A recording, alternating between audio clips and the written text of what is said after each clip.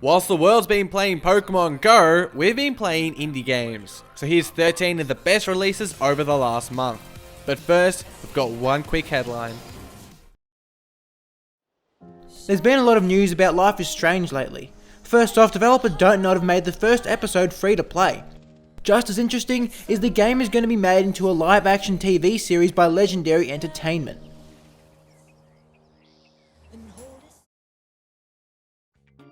Pool Diver puts an unmistakable hipster moustache twist on Olympic diving in this quick time event mobile game.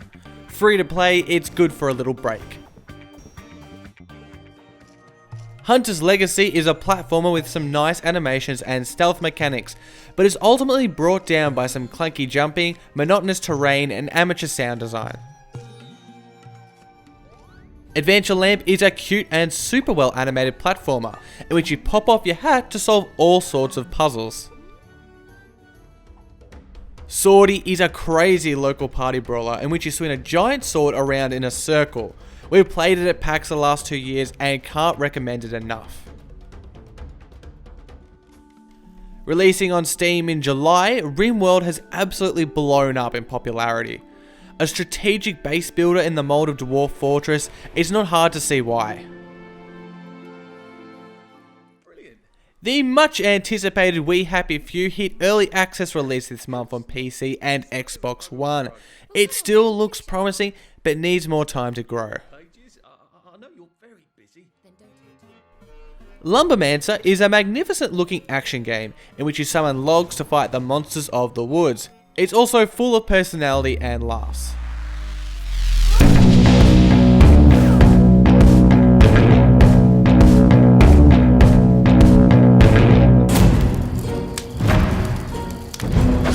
Hey mate, are you here to learn about our badass conquests? Good! People are telling legends about all the intense shite we cause. Let's start with this one. At first glance, we didn't expect much from Crush Your Enemies, but it took just 15 minutes for us to be pleasantly surprised. The game is cross-platform, available on both PC and mobile. It definitely looks like a mobile game, but the experience holds up on PC too. That's because of its casual and irreverent nature. We're not the biggest fans of the real-time strategy genre, but the simplicity of Crush Your Enemies makes it welcoming to strangers of the genre. The aim of the game is quite simply to crush your enemies, and even as more complexities are introduced, the goal never wavers. From the get-go, you know how to play. Equally as effectual is the game's humour. Possessing a playful kind of self-mocking like that in Broforce, there's many chuckles to be had. The writing is particularly strong, creating fun characters and memorable one-liners with few words. Crush Your Enemies is an RTS that's easy to love for its pick-up-and-play nature and its lightheartedness. You probably think of your personal computer as a tool for work, and maybe a bit of fun. But a new generation of cyber criminals is dialing into phone systems all around the world. Quadrilateral Cowboy is a delightfully bizarre mix of retro cyberpunk, thrilling espionage, computer hacking and puzzles that's kind of an unofficial sequel to Jazzpunk. Brendan Chun, also known as Blendo Games, has already made a name for himself with previous games like 30 Flights of Loving and Atom Zombie Smasher. Quadrilateral Cowboy has the art style of the former, but more importantly, the boldness and innovation of all of Chun's prior titles. The core of the game are these crazy Tom Cruise level heists, in which you break in, set up your computer, and hack the security system from the inside. The hacking is nothing to be afraid of. It's more about logically solving puzzles than understanding long strings of characters. It's also really fun. That is in part due to all the cool gadgets it allows you to operate, like a small remote-controlled robot and a smart turret. The world itself is a wacky blend of 20th century eras, in which vinyls mix with cassettes and blackboards cross over with monitors. Currently, the only major issue to be aware of is that there's been widespread complaints of the game crashing. Still, Quadrilateral Cowboy is a different experience, and beyond that, a great puzzle game. Welcome to your Topia. Humanity now lives in perfect robotic bodies. They are immortal, free from worry, free from disease, but they are Made not. by Double Fine and published by Adult Swim, Headlander is anything but normal. In its world that looks like a vision of the future from the 1970s, humans are enslaved to psychotic robots. Humanity's greatest hope of re-securing freedom is a flying helmet containing the head of a conscious human. The good news is that in this retro dystopia, a flying helmet head has a competitive advantage. With robots abound, the helmet can detach from one robot, jettison around, and latch onto another. It's a pretty neat gameplay mechanic too, as it opens up access to all sorts of new abilities.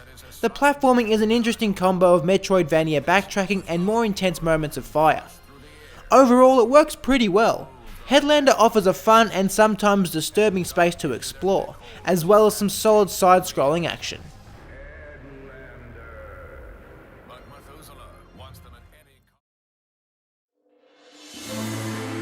11 missed calls, 8 messages. That's how you're greeted in Replica. You figure out the password and manage to get into this stranger's phone. More messages come in, asking where the stranger is. Maybe they've gone missing. Then you get a call. It's from a blocked number, but desperate for info, you pick it up. The other end claims to be national security. They say the phone belongs to a 17-year-old terror suspect. It's also revealed that you've been taken from your parents and put in a cell. If you help national security identify the suspect, they'll let you go. You're not sure who the good guy is. Heck, you don't know what you've done to wind up in this position. It's incredibly shady and voyeuristic. A mystery full of moral grey areas. Replica forces you into some tough choices, and usually with little information. It makes for a compelling and challenging story with different endings dependent on your decisions. The narrative certainly drives the game, with the gameplay working to further engage you within it. Navigating the phone to solve puzzles and extract clues ensures that the story is always live, and that it's you pushing it forward. It may be simple design, but it does what the best video games do. It puts you in the story. Replica is a great game, on par with the likes of Papers, Please and Her Story. I'm sure this won't be the last time we discuss it this year.